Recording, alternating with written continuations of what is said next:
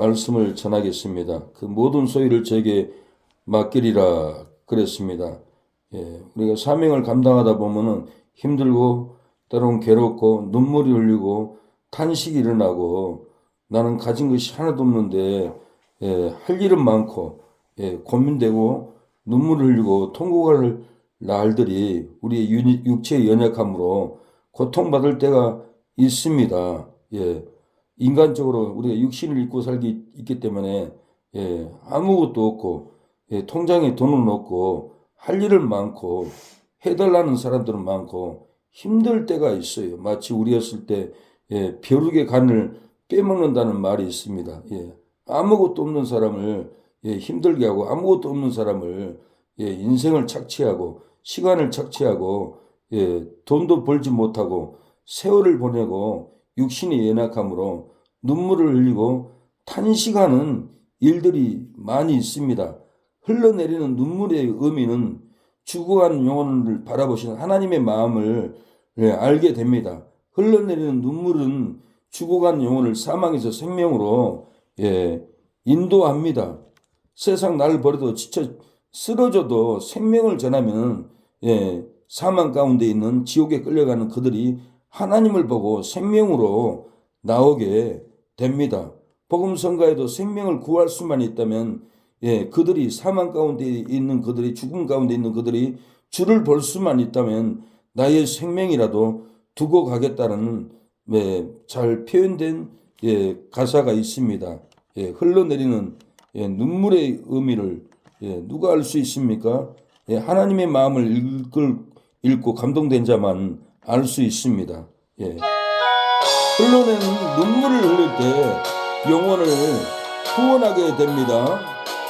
찬양을 부를 때 우리의 영이 맑아집니다.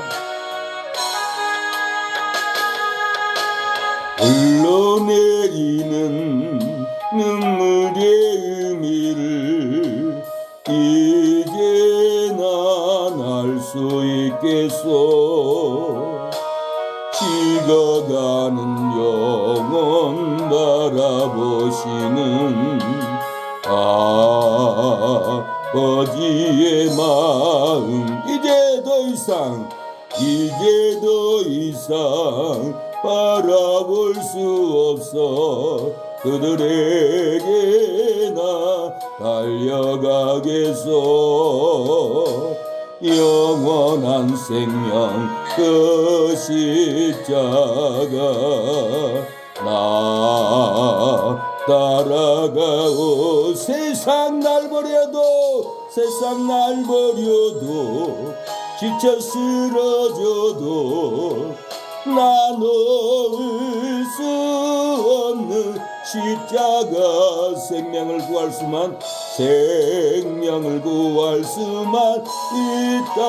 있다면 그들 주를 볼 수 있다면 나의 생명이라도 두고 가겠소.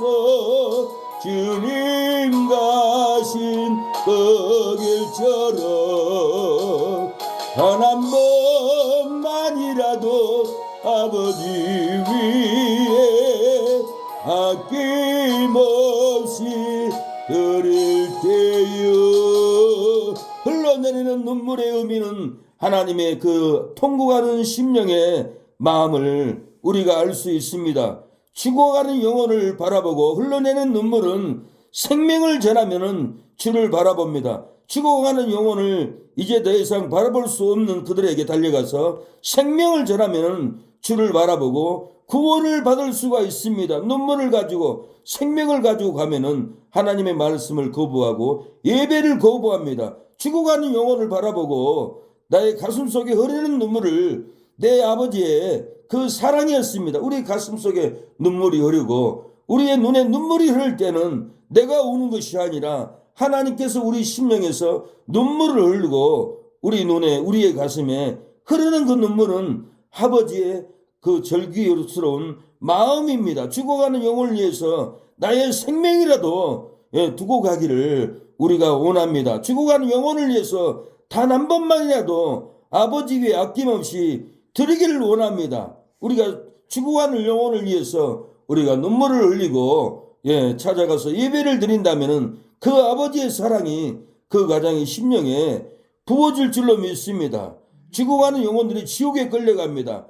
우리가 왜 고통스럽습니까? 왜 힘들어도 어려워도 땅도 없고 집도 없어도 돈 한 푼 없어도 생명의 길을 죽어가는 영혼들을 위해서 찾아가야 합니까? 우리의 마음에 아버지의 마음이 있어서 아버지가 우리의 심령에서 눈물을 흘리고 우리 가슴에도 날마다 흐르는 눈물이 있기 때문에 아버지의 마음이 있기 때문에 죽어가는 영혼들을 어찌하든지 건져야 하기 때문에 말씀을 먹이려고 하나님의 뜻을 가르치려고 가게 되는 것입니다. 오늘 본문은 주인이 올 때 그 종이 이렇게 하는 것을 보면 그 종이 복이 있으리라 했고 진실은 너희에게 이르노니 주인이 그 모든 소유를 저에게 맡긴다라 하겠습니다. 언제요? 충성되고 지혜 있는 종이 되어서 주인에게 그 집 사람들을 맡아 때를 따라서 양식을 나눠줄 자가 누가 있뇨? 양식을 나눠줄 자에게 하나님 아버지의 그 소유를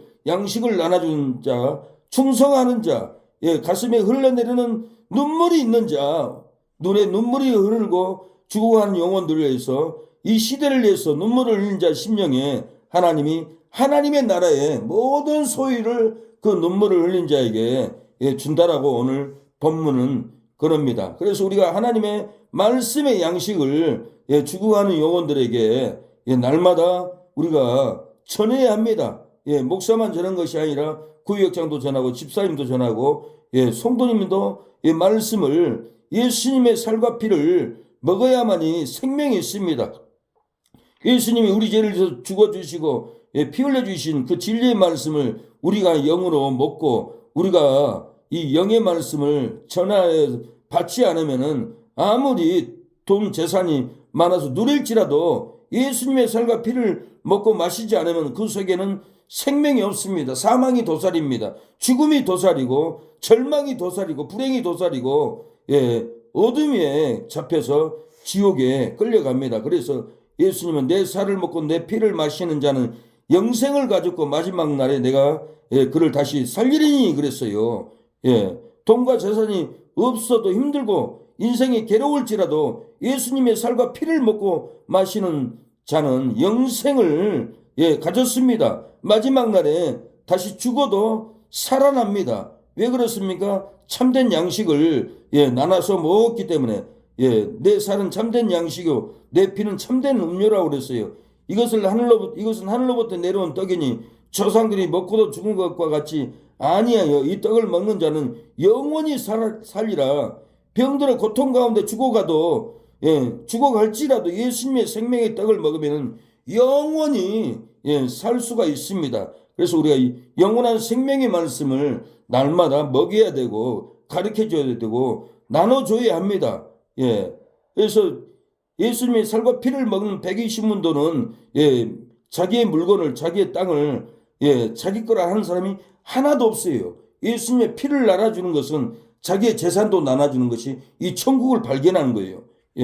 그래서 나눔이 없고 전도자를 위해서 이렇게 소유를 초대교인들은 믿는 사람이 다 함께해서 모든 물건을 서로 통용하고 사도행전 2장 40을 또 재산과 소유를 팔아 각 사람의 필요를 따라 나누어주고 각 사람의 필요를 따라 나눠줬다는 거예요. 날마다 마음을 같이하여 성전에 모이기를 힘쓰고 집에서 떡을 떼며 기쁨과 순전한 마음으로 음식을 먹고 그랬어요. 이 집에서 떡을 뗐다. 이것은 영생을 먹는 거예요. 생명을 먹는 거예요.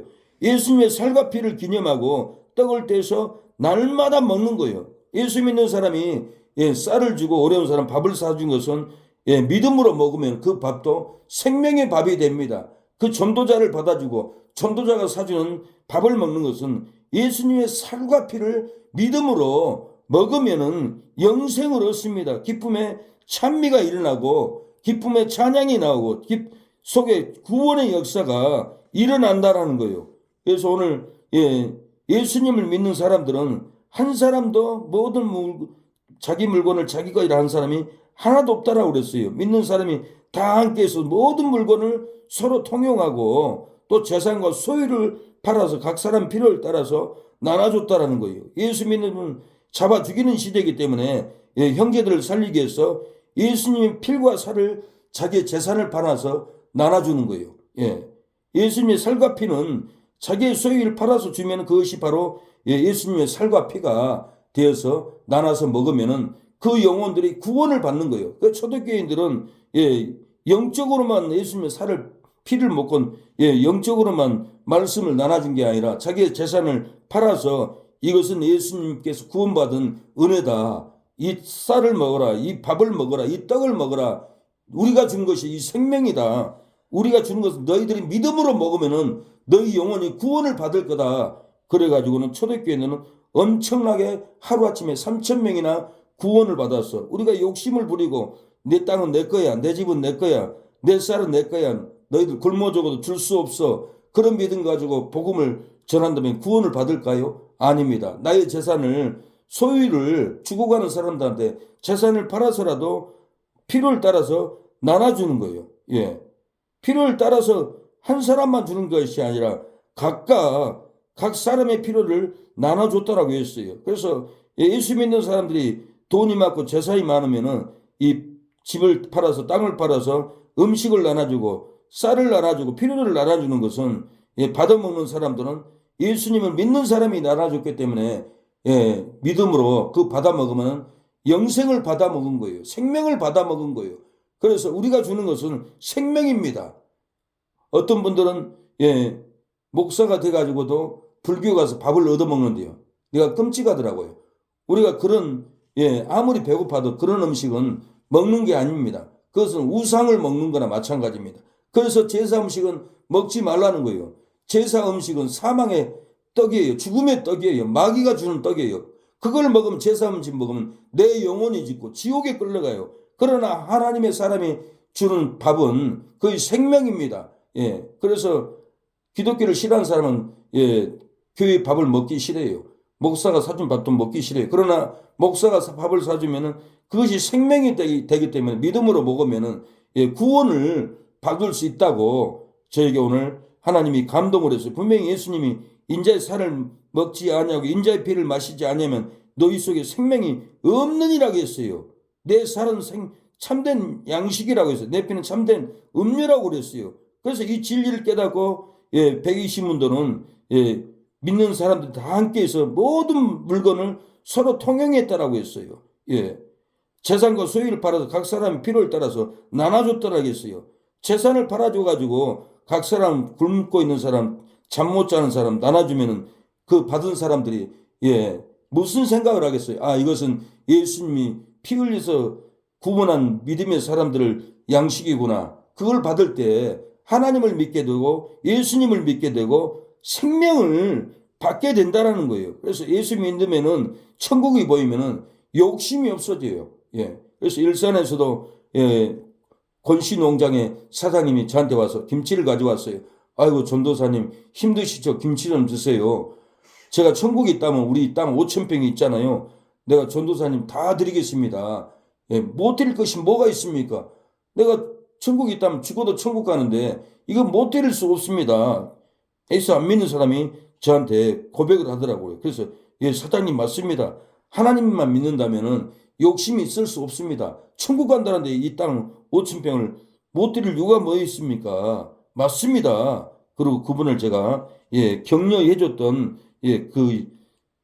간증이 있습니다. 사망 가운데서 고통 가운데서 살아갈지라도 믿음으로 떡을 먹으면 이 생명이 떡이 돼서 기쁨이 우리에게 넘치는 역사가 일어납니다. 우리가 아무 것이 없다고 가진 것이 없다고 좌절하지 마십시오. 우리가 믿음을 가지면 천국을 얻는 것은 다 얻은 것입니다. 하나님이 영의 양식 채워줍니다.